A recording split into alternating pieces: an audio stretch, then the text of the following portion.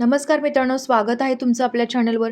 आज आपण पुणे शहर पोलीस चालक भरती 4 एप्रिल 2026 रोजी झालेला हा पेपर पाहतो आहोत. हा पेपर खरंच खूप चॅलेंजिंग होता. का? कारण यामध्ये गणिताचे प्रश्न सरळ न विचारता ते शब्दांच्या जाळ्यात अडकवले होते, ज्याला आपण टाईम कन्झ्युमिंग असेही म्हणतो. पण घाबरण्याचे कारण नाही. आजच्या व्हिडिओमध्ये आपण पुणे शहर पेपरमधील त्या सर्व अवघड वाटणाऱ्या प्रश्नांचे सविस्तर विश्लेषण करणार आहोत. मी तुम्हाला अशा काही शॉर्ट ट्रिक्स सांगणार आहे, ज्या वापरून तुम्ही हे आव्हानात्मक प्रश्न काही सेकंदात सोडवू शकाल. चला तर मग सुरुवात करूया. प्रश्न क्रमांक 21, 97 भागिले मार्क आहे बरोबर 24.25 गुणिले 4चा वर्ग बरोबर किती? पुन्हा लिहून घेऊया प्रश्न हा आपण. एक्स घेऊया त्याच्या जागी. एक्सची इथं व्हॅल्यू आपल्याला काढायची. 4चा वर्ग आहे 16. आता काय करूया, एक्स उजव्या साईडला घेऊया आणि डाव्या साईडला काय राहील 97 25 2425 गुणिले 16. आता हे पॉईंट आपल्याला काढायचं आहे, तर वरती 2 शून्य आपण देणार. त्यानंतर 2425ला ज्यावेळी तुम्ही 25ने डिवाइड कराल त्यावेळी उत्तर किती येणार आहे? 97 येणार आहे. चेक करून बघा.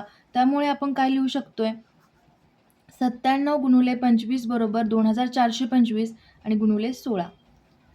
97 हे काय होईल 100 होईल आणि 25 चोक 100, 4 चोक 16.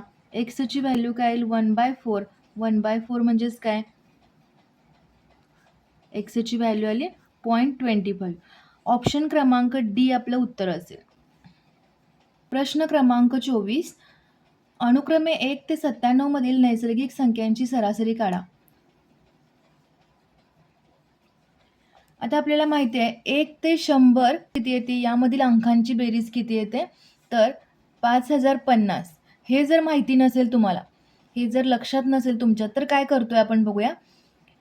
माहिती असेल तुम्हाला तर तुम्ही काय करू शकता, 1 ते 100 अंकांची बेरीज करू शकता आणि त्यामधून 1 ते 97 मधील सांगितले 98 99 100 या तिघांचे ॲडिशन वजा करू शकताय तुम्ही. म्हणजेच काय होणार, 5050 वजा 98 99 आणि 100 बरोबर काय येणार आहे, त्यांची बेरीज येणार आहे आणि त्या नैसर्गिक संख्यांची सरासरी काढायला सांगितले.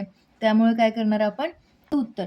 जर तुम्हाला यांची ॲडिशन म्हणजे हेच जर माहिती नसेल तर काय करतोय बघा आपण, तर 1 ते 10 या अंकांची बेरीज कशी काढतोय आपण, 1 ते 10 या अंकांची बेरीज कशी काढतोय, मधला अंक कोणता येतोय, मधला अंक येतोय 1 2 3 4 5 6 7 8 9 10, मधला अंक येतोय 5.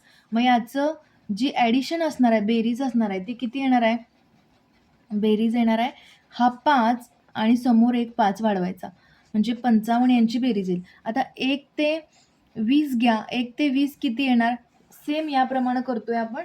तर मधला अंक येणार आहे 15 आणि त्यानंतर 5 वाढवतोय.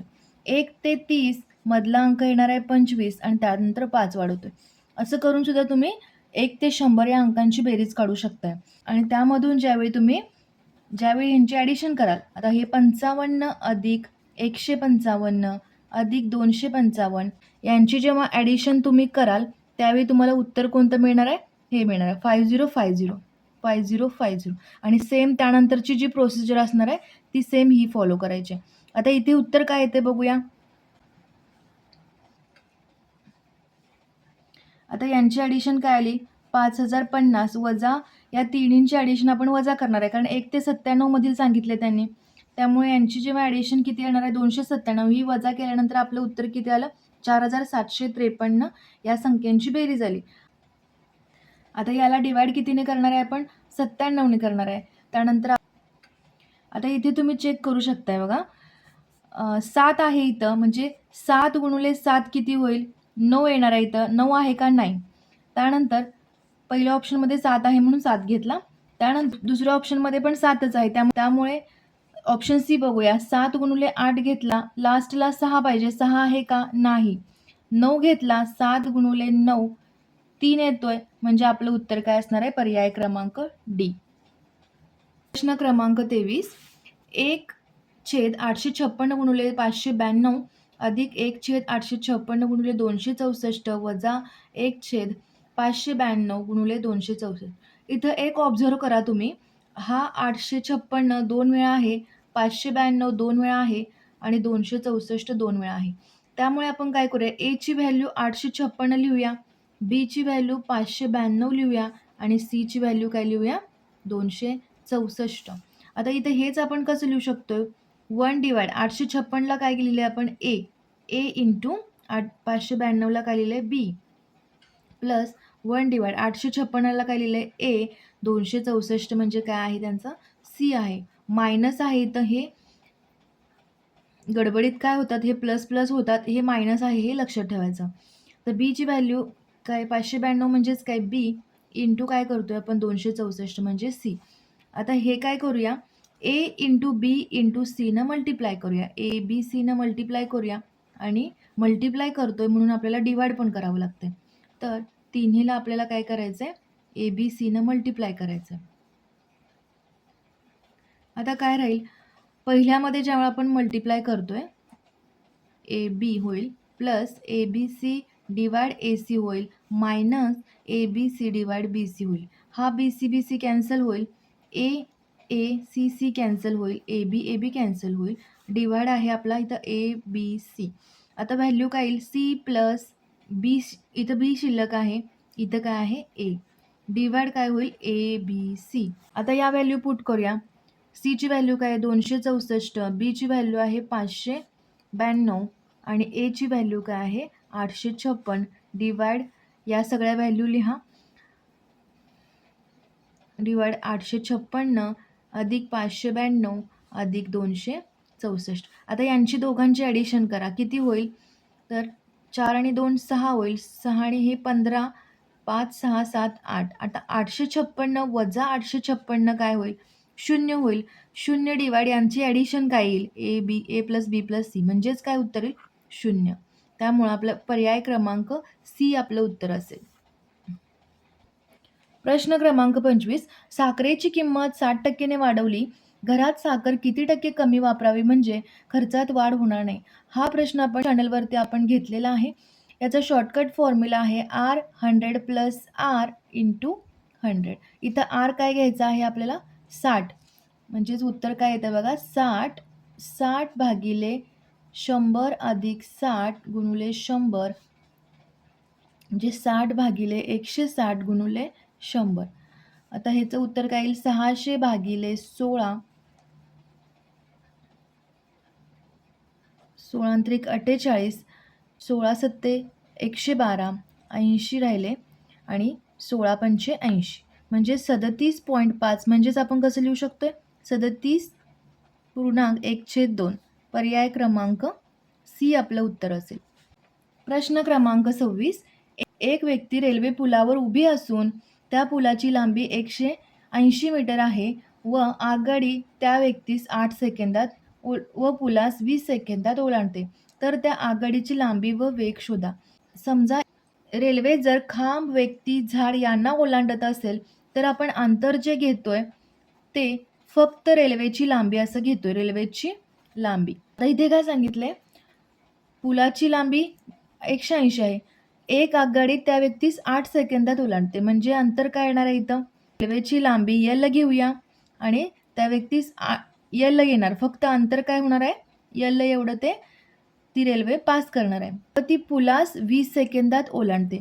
जेव्हा पूल ओलांडते, बोगदा ओलांडते ती रेल्वे त्यावेळी अंतर काय असतंय अंतर असतंय यल प्लस त्या बोगद्याची लांबी किंवा त्या पुलाची लांबी. आता पुलाची लांबी त्याने दिलेली आहे का आपल्याला दिलेली आहे 180 मीटर दिलेली आहे. आणि आता आपण काय लिहू शकतोय बघा आपल्याला वेग शोधायचा आहे, वेग बरोबर अंतर भागिले वेळ लिहू शकतोय.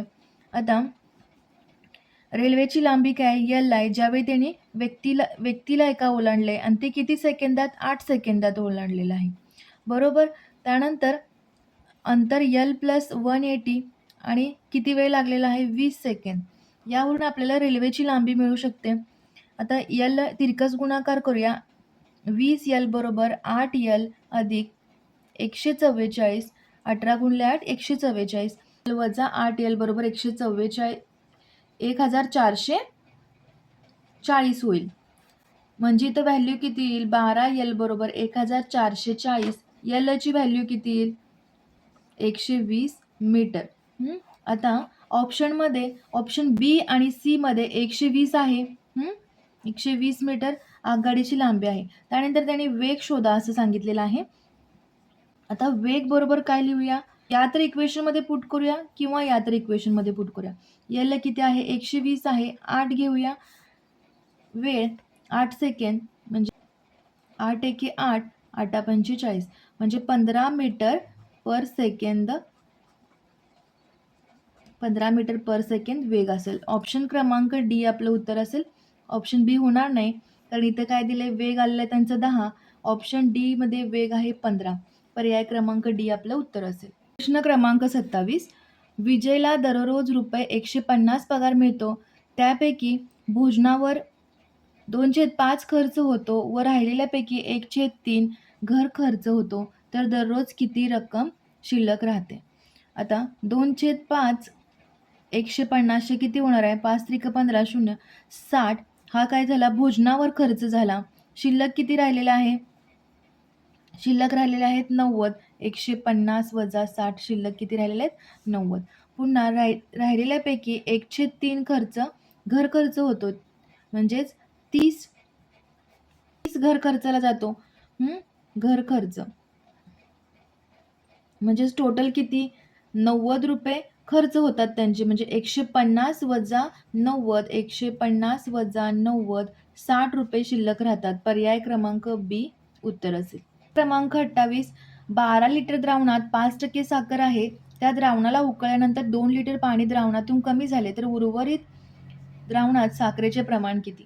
सुरुवातीला साखरेचे प्रमाण किती आहे? 5% 12च्या 5 दोन्ही 10 0. हेच कसं लिहू शकतोय आपण? 12 2 गुणिले 10 म्हणजे 1.2 डिवाइड 2 म्हणजे 0.6. हे काय असणार आहे? साखर असणार आहे. साखर असणार आहे 0.6. त्यामध्ये पाणी किती असणार आहे? मग पाणी किती असणार आहे? 12 वजा 0.6 11.4. 11.4 हे काय असणार आहे? पाणी असणार आहे. त्यानंतर त्या द्रावणाला उकळल्यानंतर 2 लिटर पाणी द्रावणातून कमी झाले, तर उर्वरित द्रावणात साखरेचे प्रमाण किती?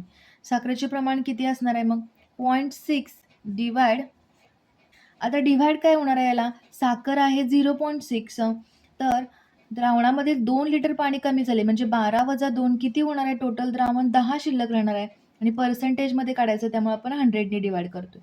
तर उत्तर काय येईल? 0.6 इंटू 10, 6% यामध्ये साखरेचं प्रमाण असणार आहे. पर्याय क्रमांक ए आपलं उत्तर असेल. प्रश्न क्रमांक 29. एका वस्तूची विक्री किंमत तोट्याच्या 19 पट आहे, तर शेकडा किती तोटा होईल? इथे आपण फॉर्म्युला यूज करतोय. तोटा फॉर्म्युला काय आहे बघा? तोटा कधी होतोय? ज्यावेळी खरेदी किंमत मोठी असते त्यावेळी तोटा होतोय विक्री किमतीपेक्षा. म्हणून फॉर्म्युला काय? खरेदी किंमत वजा विक्री किंमत आणि वजा काय? डिवाइड काय होणार आहे? खरेदी किंमत. इथं जरी नफा असेल तरी फॉर्म्युला सेम राहतो. फक्त विक्रीच्या जागी खरेदी किंमत, खरेदीची किंमत आणि डिनॉमिनेटर हे मात्र सेम राहतं. इथं नेहमी खरेदी किंमतच असते इंटू 100. इथं फॉर्म्युला लिहिते बघा मी. नफाचा फॉर्म्युला काय असेल? विक्री किंमत वजा खरेदी किंमत डिवाइड खरेदी किंमत, हा नफाचा फॉर्म्युला असेल. आता याचा काही संबंध नाही या प्रश्ना, पण एक रिव्हिजन म्हणून मी तुम्हाला इथं नफाचा फॉर्म्युला दिलेला आहे. आता याचं बघा, खरेदी किंमत काय सांगितलेली आहे? विक्री किंमत तोट्याच्या 19 पट, म्हणजे तोटा जर पी असेल, विक्री किंमत किती असेल? तोटा जर पी असेल तर विक्री किंमत काय असेल? 19 पी असेल, बरोबर? मग हेच आपण इथं व्हॅल्यू पुट करूया. तोटा घेतला पी, खरेदी किंमत एक्स घेऊया आणि विक्री किंमत काय असणार आहे?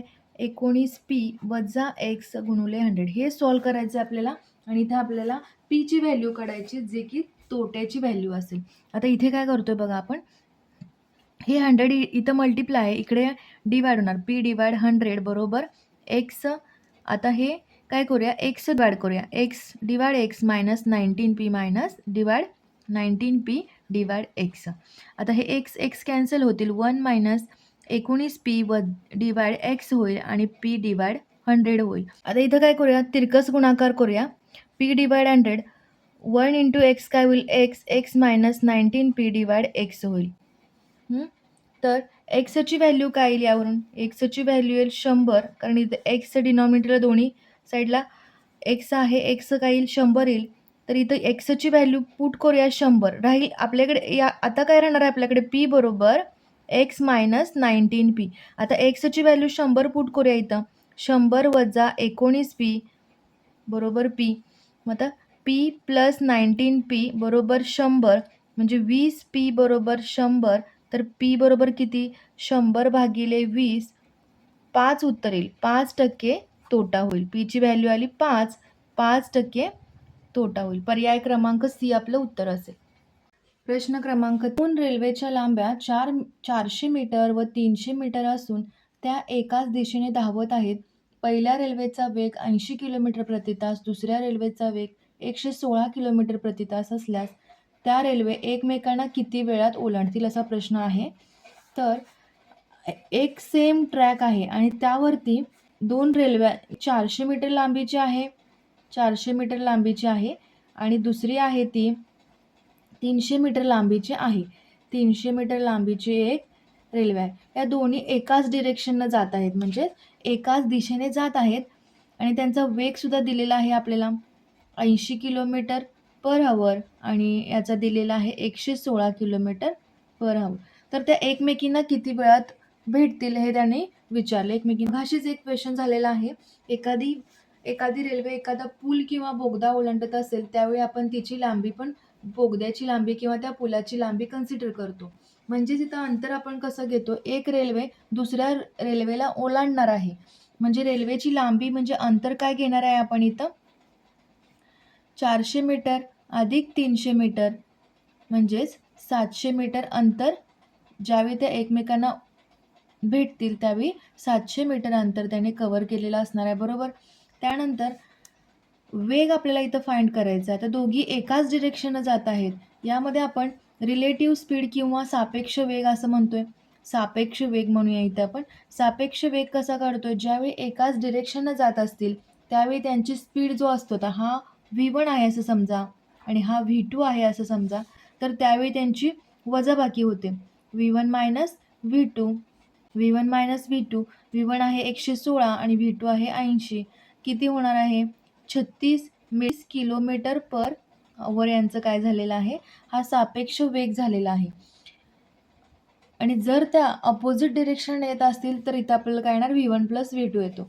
आता इथे या सेम डिरेक्शनने जात आहेत त्यामुळे काय 36 किलोमीटर पर आवर आलं. आपलं उत्तर कशामध्ये आहे, सेकंडमध्ये आहे.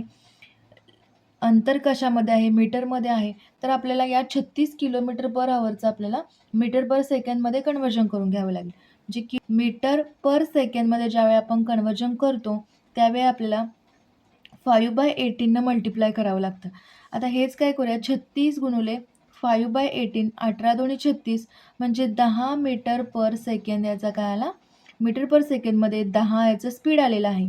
आता आपल्याला फाइंड काय करायचं आहे, अंतर आहे आपल्याकडं, वेग आहे, तर वेळ फाइंड करायचा आहे. म्हणजे वेळ बरोबर 700 जे अंतर आहे 700 मीटर भागिले 10 म्हणजे 70 सेकंद आपलं उत्तर असेल. ते दोन्ही रेल्वे एकमेकींना 70 सेकंदांनी भेटतील. पर्याय क्रमांक ए आपलं उत्तर असेल. व्हिडिओ आवडला असल्यास लाईक करा, तसेच पोलीस भरती करणाऱ्या मित्रांसोबत शेअर करा. आपण परत येतोय मीरा भाईंदर वसई विरार चालक भरती 3 मे 2026 रोजी झालेल्या पेपरच्या विश्लेषणामध्ये. अभ्यास करत राहा, सराव करत राहा, आरोग्याची काळजी घ्या. थँक्यू.